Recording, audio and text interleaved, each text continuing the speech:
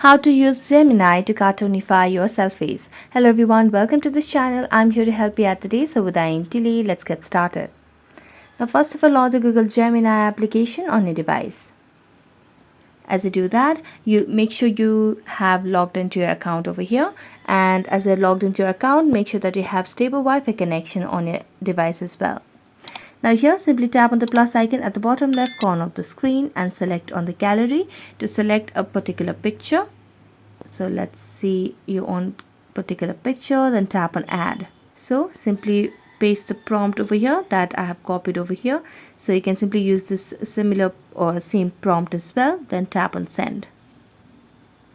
So as you do that, make sure you have stable Wi-Fi connection on your device as well. So with proper connection, the process will be faster. And if you do not have a stable Wi-Fi connection, you can switch to your cellular data as well. So let's wait for a few more seconds and we'll be able to see the options over here.